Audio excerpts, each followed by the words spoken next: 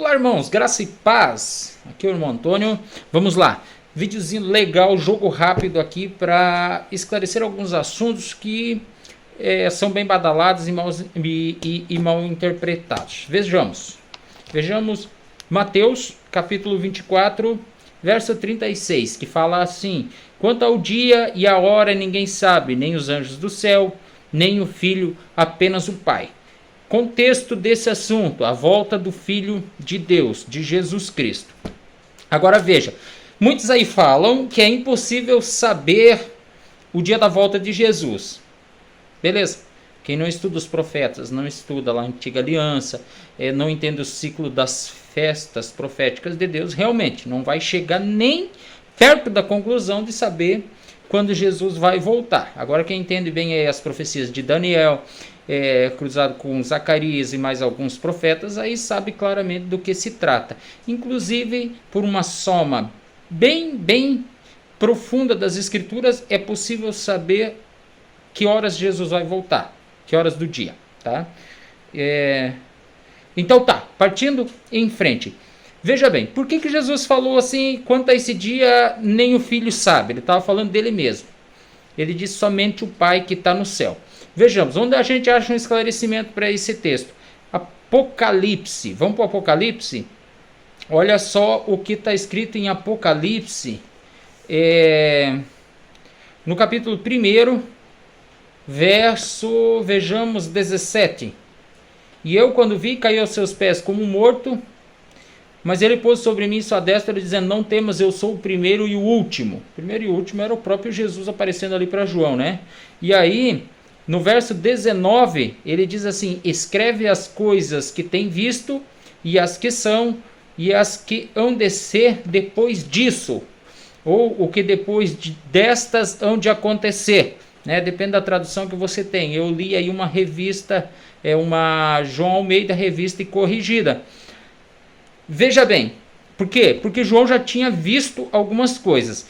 O Apocalipse ele começa aí no primeiro capítulo com uma introdução do apóstolo João e uma saudação às igrejas, até o verso aí 9. Aí no verso 10 do primeiro capítulo de Apocalipse é que João realmente começa a escrever as coisas que ele viu. E as coisas que são, o que seriam as coisas que são? As coisas que são a carta às igrejas, aquela visão que ele viu, e ele escreve aí as cartas às igrejas, né, até que ele fala aí as cartas às igrejas até o capítulo 4. Terminou o capítulo 3, capítulo 4, verso 1 em diante, são coisas que hão de acontecer. Então, o Apocalipse, até o último verso do capítulo 3, ele tem uma divisão, ele é um bloco. E a partir do capítulo 4, ele parte para uma segunda etapa. E tem mais uma lá na frente, que a gente consegue aí dividir o Apocalipse em 3 partes. As coisas que são, as que hão de ser, as coisas que João viu, as que são e as que hão de acontecer. São 3 coisas, tá? Então, você consegue dividir o Apocalipse nessas três etapas, tá?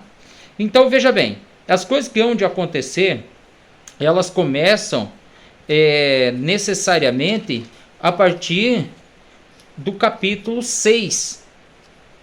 Então, do capítulo 1 do Apocalipse até o capítulo 4, início do capítulo 4, você pode pegar uma etapa do Apocalipse, que são as coisas que João viu.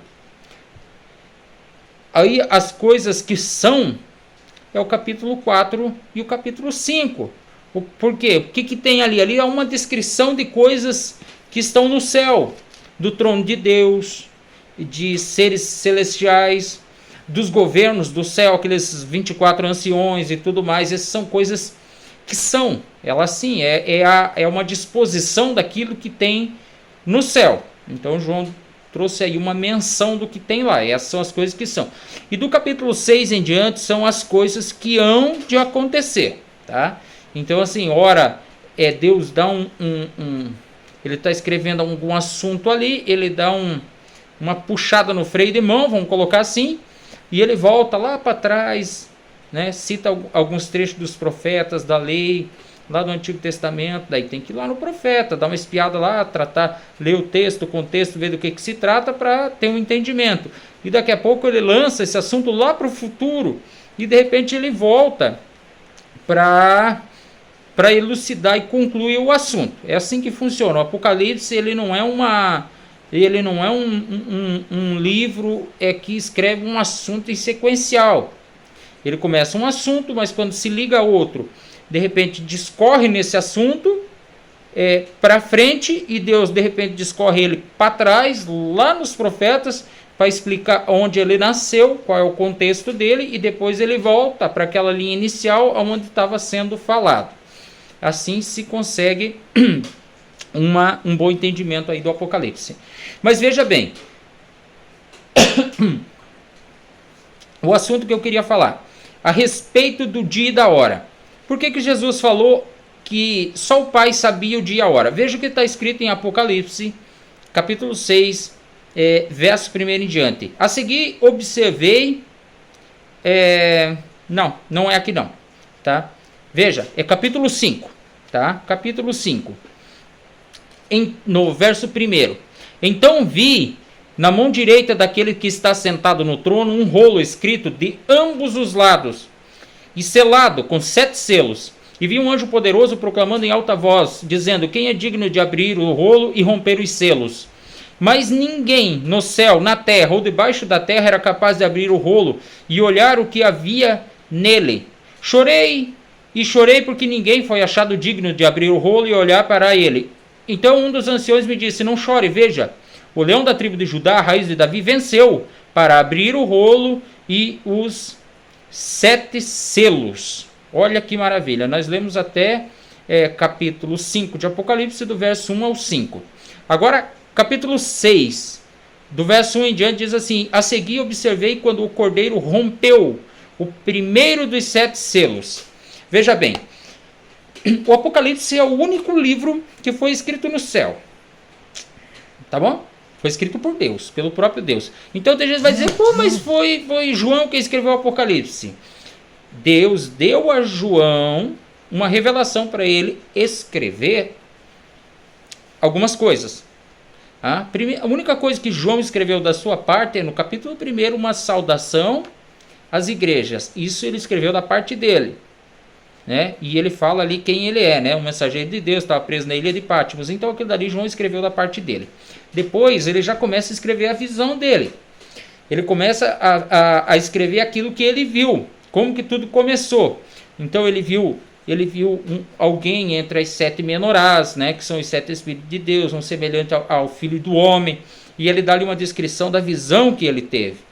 Né? E aí esse anjo poderoso, que é Jesus Cristo, ali, né, que traz uma menção como um anjo, ele manda escrever 7 cartas e entregar a 7 igrejas. Essas 7 cartas, elas são proféticas, mas elas são históricas, são literais, mas são proféticas, porque aquelas 7 igrejas existiam naquele tempo de João. Então ela é literal. E ela é real, porque aquelas igrejas, historicamente, elas existiam. Mas por que elas são proféticas? Porque junto, essas 7 cartas, elas delineiam os 7 dias da última semana profética da profecia de Daniel das 70 semanas. Quem entende bem essa profecia vai entender do que se fala. Eu não vou mencionar aqui, não vou destrinchar aqui a profecia de 70 semanas, que é um assunto longo. Mas elas juntas, elas delineiam a última semana profética aí da profecia de 70 semanas de Daniel. Uma profecia muito conhecida no meio do povo evangélico. Então veja bem, só que cada carta ela tem uma apresentação. Jesus é apresentado com um título de nobreza diferente em cada carta. E cada carta ela traz uma oferta digamos assim, uma recompensa oferecida ao público daquela igreja. Ela é oferecida a todos, né? Algumas diretrizes, digamos assim, né? 2 igrejas são irrepreensíveis, 5 são repreendidas, mas assim, todas elas trazem uma promessa, um galardão, mas o galardão ele não é coletivo, ele é individual. Tu pode ver que ao final de cada carta está escrito "e ao vencedor", ou seja, ela é colocada no singular. Quer dizer que nem todos de cada uma daquelas igrejas vão alcançar a promessa que Deus fez. Pode ver, no final de todas as cartas, né, diz assim: "Ao vencedor, praticante da minha vontade, até que o alvo seja alcançado, eu lhe darei autoridade sobre as nações, e ele governará com cetro de ferro e as despedaçará como um vaso de barro." Veja bem, eu li Apocalipse 2, verso 25. Se pegar o Apocalipse 3 e continuar lendo, né, você vai ver que no final sempre tem um prêmio dado ao vencedor em particular. Quer dizer que quem vencer vai ganhar, mas a oferta ela é dada ao público, né? Ali a promessa de recompensa ela é dada ao público. Então aquele que vencer herda, aquele que tropeçar pelo caminho, infelizmente não há muito o que fazer. Mas voltando agora ao assunto,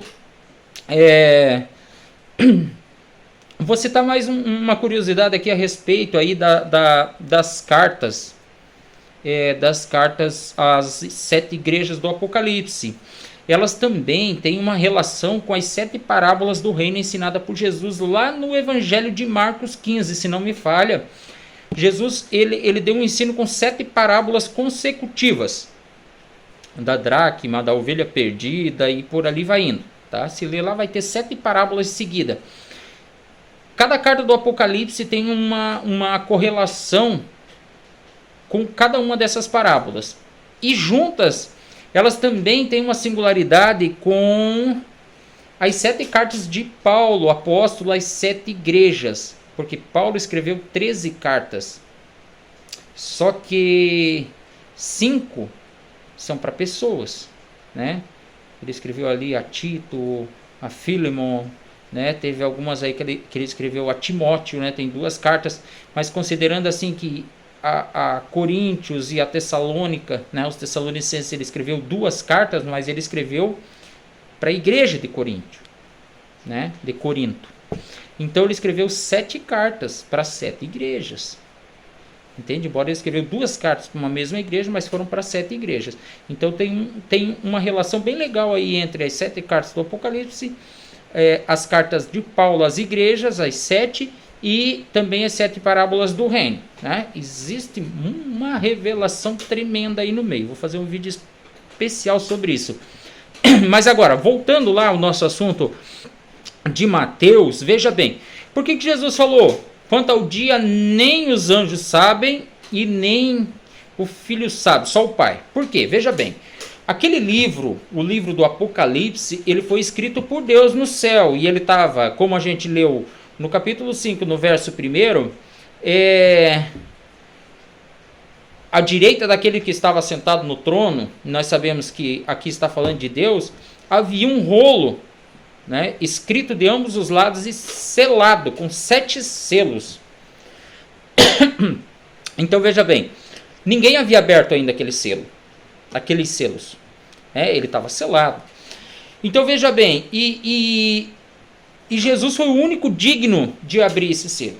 O Apocalipse, o que em suma é o livro de Apocalipse? A palavra Apocalipse muitos entendem como o fim do mundo. Não, Apocalipse quer dizer revelações. Apocalipsis vem do grego aí, que quer dizer revelação, revelação, exatamente isso.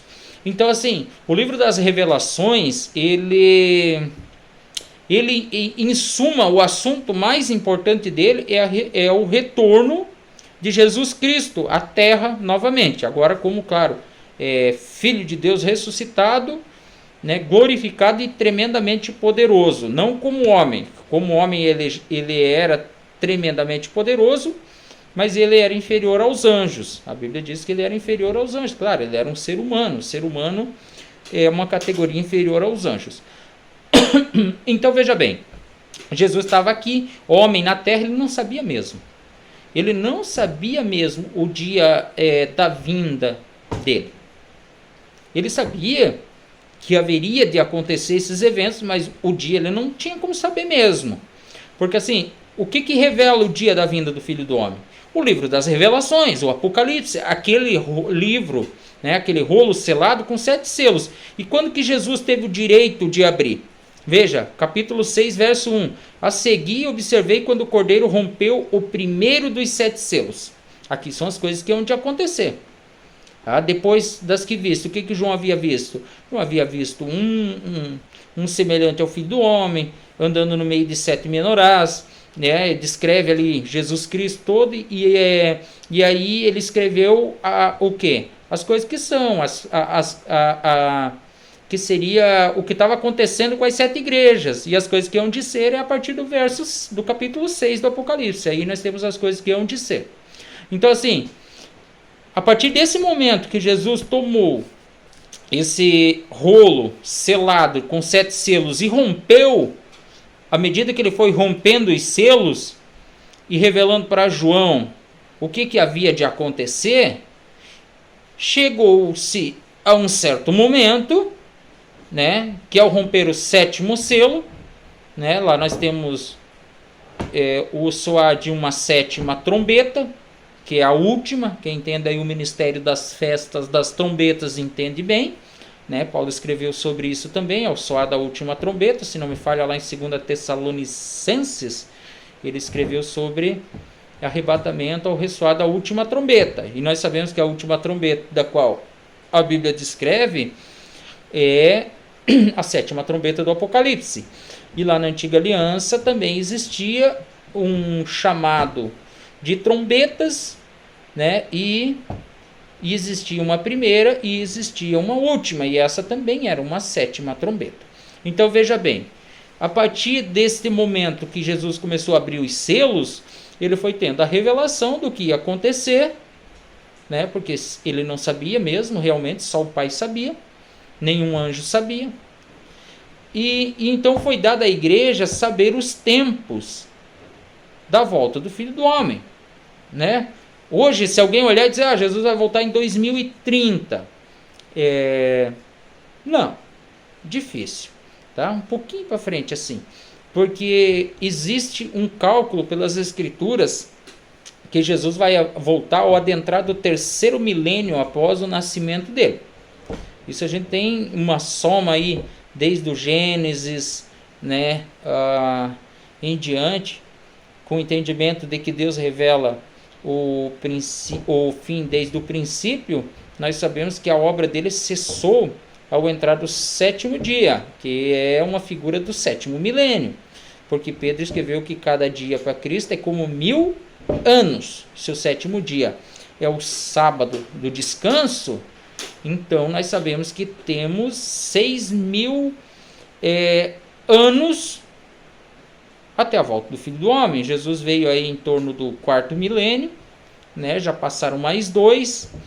Nós estamos aí fechando e entrando no 7º milênio. Nós estamos às bordas do 7º milênio, né? E nós entendemos que mas é o 7º milênio, que é interessante a gente contar, que não é a partir do nascimento de Cristo, é a partir da morte e ressurreição dele. É um detalhezinho que às vezes passa batido. E nós sabemos que Jesus morreu aí por volta do ano 33 da Era Comum. Então, se os cálculos dos calendários estiverem certos, nós já estamos no ano de 2023, já passamos 23 anos para dentro do 7º milênio, segundo esse cálculo. Mas o que é interessante de se notar é que o sábado começa a contar a partir da morte de Jesus Cristo e da ressurreição dele, não é do nascimento dele, tá? É a partir do ministério de sacerdote da nova aliança no tabernáculo celeste. Então, nós sabemos aí que quando o ano de 33 chegar, que é mais ou menos daqui uns 10 anos, existe ali um errozinho no calendário que eles calculam 3 anos para menos, 4 anos para mais, então por volta de 2036 a coisa vai estar bem complicadinha, tá bom? Então já vai ficando com essa linha de pensamento aí. Mas então, a partir do momento que Jesus abriu esse rolo de 7 selos, ele sabe sim o dia da volta dele.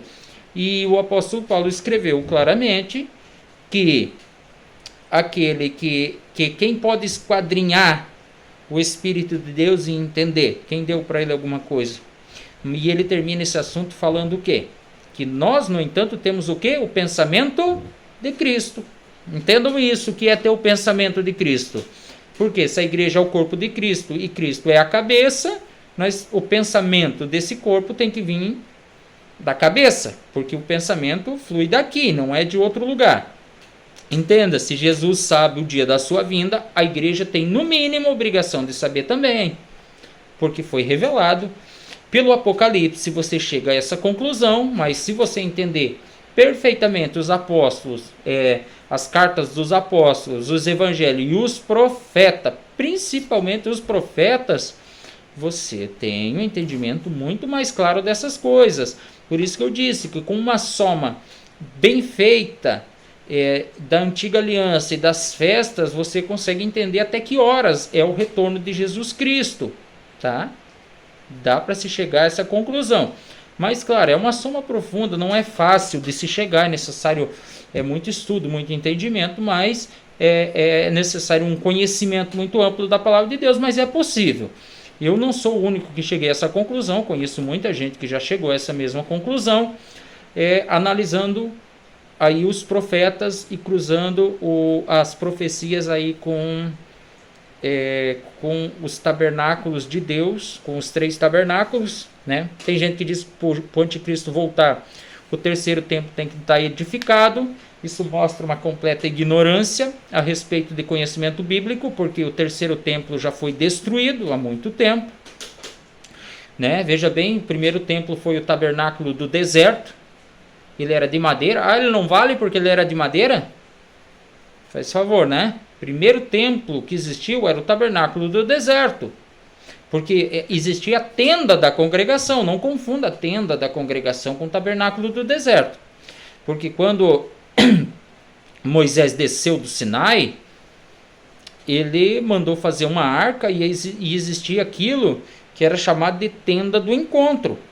Então, quando eles estavam andando pelo deserto, existia uma tenda onde eles botavam a arca e Deus aparecia para Moisés ali.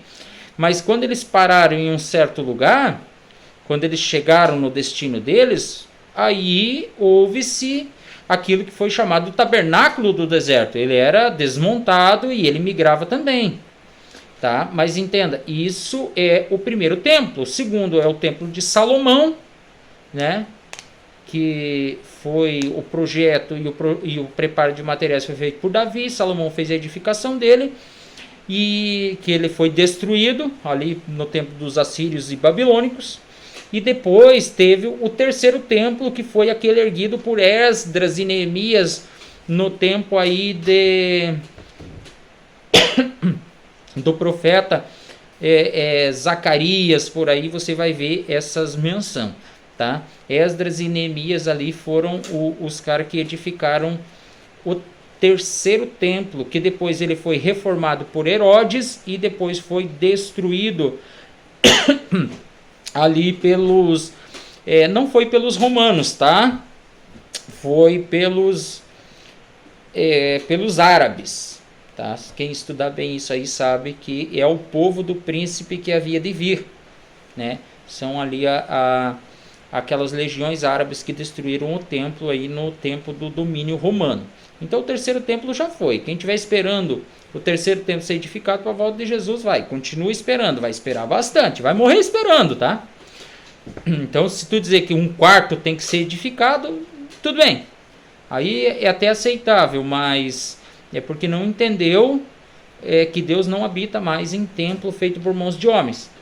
Por isso que fala lá nos profetas que a glória do último templo será maior que a do primeiro. Não fala do segundo, tá? Fala do último. E o que Esdras escreveu lá? Que a gente vê lá na descrição de Neemias também, que diz assim: quem lembra do templo anterior e a sua glória, mencionando o templo de Salomão, que não houve outro na terra com glória igual ao templo de Salomão. Ele disse: essa casa é como nada perto daquela. Por quê? Porque o terceiro templo ele tinha uma modéstia muito grande, assim, comparada com o segundo templo, com o templo de Salomão. Tá? Ele era muito menor, com muito menos riqueza e de detalhes e por aí vai. Então o que acontece? Quando diz que a glória do último templo é maior que a primeira, está falando da glória que havia de ser revelada na igreja, nas pessoas que vão ser ressuscitadas, que vivem já numa expectativa de ressurreição. Então está falando disso. E aí, veja bem, então essa é a glória que é muito maior do que o templo anterior. É o último templo, o templo não feito por mãos de homem, mas pela mão de Deus. Qual é o templo feito pela mão de Deus? O corpo humano. O corpo humano ele é produzido por Deus, ele foi criado por Deus.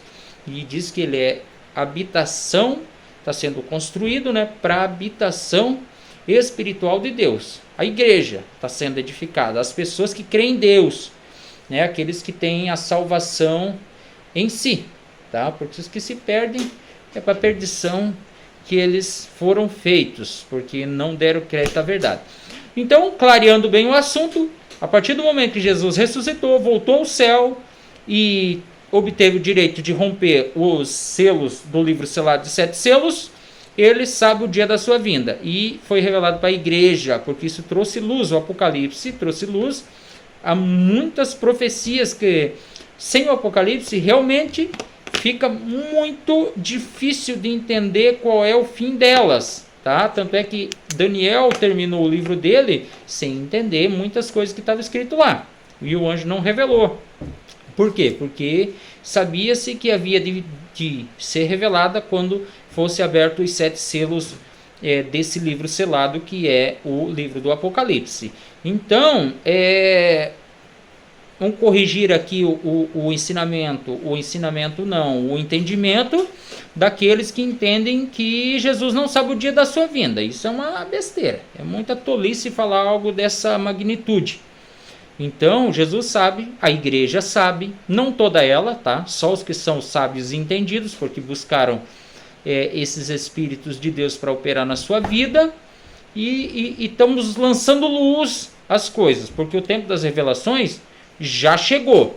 Agora, a questão de crer é a fé pessoal de cada um. Quem não crê, a palavra está aí, foi bem clara, não tem como não ter um entendimento disso. Acredito que não tem como. Mais simples do que isso é impossível de ser colocado, né? Os textos bem claros, bem alinhados, bem explicadinho, fácil. Assista de novo se precisar, 2, 3 vezes, vai lá, confere, faz uma soma. Só dos textos que foi lido já vai chegar a essa conclusão. E aí acrescenta mais alguma coisa aí e você vai, né, mais alguns textos que de repente você tem um entendimento e você vai ter aí uma doutrina teológica muito boa a respeito da vinda do Filho do Homem. Nós vamos fazer um videozinho aí mencionando uma outra hora sobre as 7 cartas do Apocalipse, com as 7 parábolas do reino, e também sobre as 7 cartas de Paulo, as igrejas. Então vai ser bem legal. Daí vamos esmiuçar um pouco mais aí também a respeito da vinda do Filho do Homem. Beleza? Grande abraço para todos, fiquem na paz de Jesus. Olha, curta e compartilha, segue no Facebook, você que está vendo pelo Facebook, e você que está pelo YouTube, compartilha com os amigos, espalhe o conhecimento, porque a janela do conhecimento aí tá num momento muito bom, com acesso à internet, então todo mundo consegue ter acesso ao entendimento e ao conhecimento. Então, ajuda aí que a gente vai longe e o evangelho se torna mais conhecido de muita gente, tá bom? Grande abraço, fica na paz de Jesus e sucesso para todos nós.